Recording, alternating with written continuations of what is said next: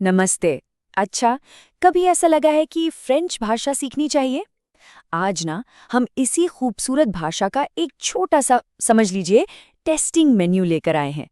ये खास उन लोगों के लिए है जो बस एक शुरुआत करना चाहते हैं, इसे पहली बार समझना चाहते हैं। कभी सोचा है कि फ्रेंच सुनने में इतनी अलग, इतनी म्यूजिकल क्यों लगती है? ऐसा लगता है जैसे हर शब्द में कोई धुन छिपी हो। लेकिन ये कोई जादू नहीं है, इसके पीछे एक पूरा सिस्टम काम करता है, जिसे हम समझ सकते हैं। तो आज का हमारा सफर कुछ इस तरह का रहेगा। शुरुआत करेंगे फ्रेंच की ध्वनियों से, फिर देखेंगे कि पहले वाक्य कैसे बनाए जाते हैं। इसके बाद दो सबसे जरूरी वर्ब्स पर नजर डालेंगे, नंबर्स और टाइम बताना सीखेंगे, और आखिर में कुछ बेसिक फ्रेंच अभिवादन के साथ इसे पूरा करेंगे। ठीक है, तो चलिए शुरू करते हैं। सबसे पहले भाषा की नींव को समझते हैं। वो बेसिक आवाजें, वो ध्वनियाँ जो फ्रेंच को फ्रेंच बनाती हैं।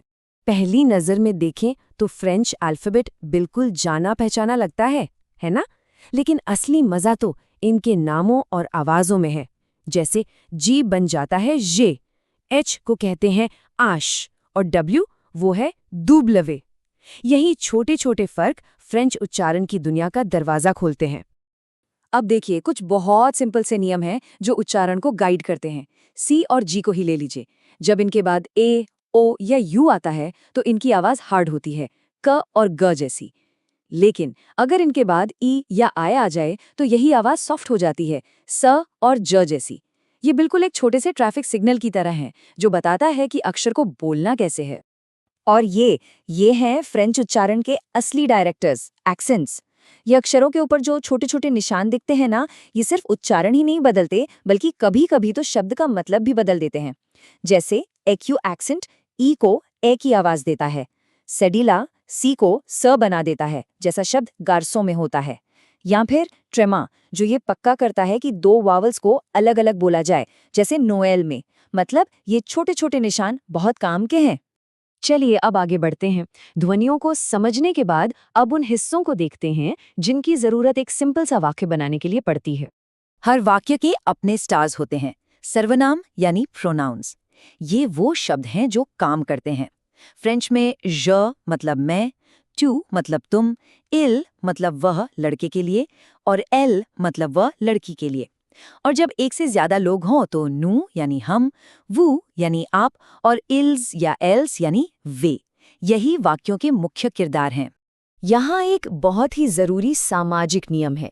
अंग्रेजी में तो बस यू होता है, लेकिन फ्रेंच में दो हैं, ट्यू और वू। ट्यू है इनफॉर्मल, इसे दोस्तों, परिवार और बच्चों के साथ इस्तेमाल करते हैं। और वो है फॉर्मल, जिसे अजनबियों, बड़ों या एक से ज्यादा लोगों के ग्रुप से बात करते समय इस्तेमाल किया जाता है।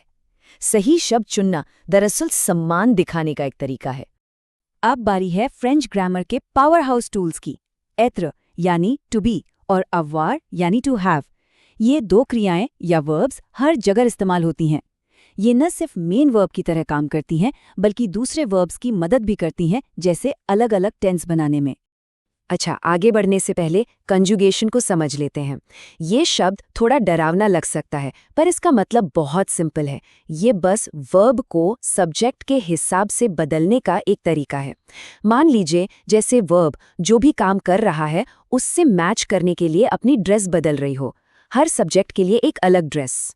चलिए ऐत्र से शुरू करते हैं। ये पहचान और खासियत बताने वाली क्रिया है। देखिए ये कैसे बदलती है। जस्वी का मतलब है मैं हूं, ट्यूए का मतलब है तुम हो, और इले का मतलब है वह है। इसका इस्तेमाल ये बताने के लिए होता है कि कोई कौन है या कैसा है। और ये है अववार, जो किसी चीज के मालिक होने या उम्र बताने के लिए इस्तेमाल होती है। जय मतलब मेरे पास है, चुआ मतलब तुम्हारे पास है, और इला मतलब उसके पास है। एक मजेदार बात यह है कि फ्रेंच में उम्र बताई नहीं जाती, बल्कि होती है। तो कोई कहेगा जे 25 ans, जिसका मतलब है मेरे पास 25 साल हैं। तो सबसे जरूरी बात यह है कि इन सभी बिल्डिंग ब्लॉक्स को असल दुनिया में कैसे इस्तेमाल किया जाए।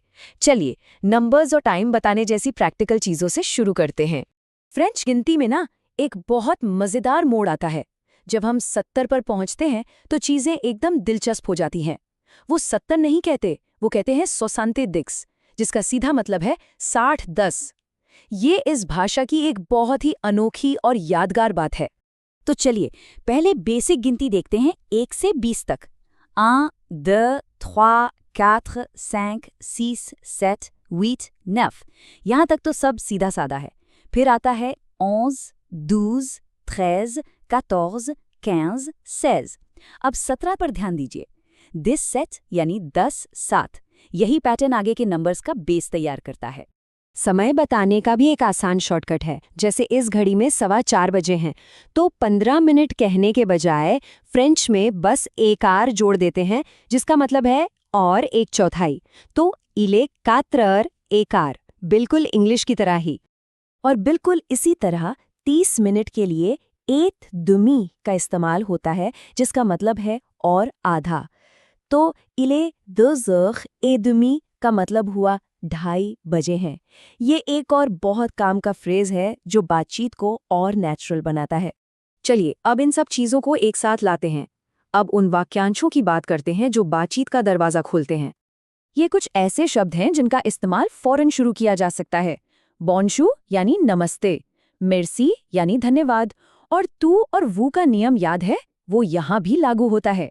सिल टू प्ले है इनफॉर्मल प्लीज, और सिल वू प्ले है फॉर्मल। और je m'appelle इसका मतलब है मेरा नाम है। तो अब इंट्रोडक्शन देना भी मुमकिन है।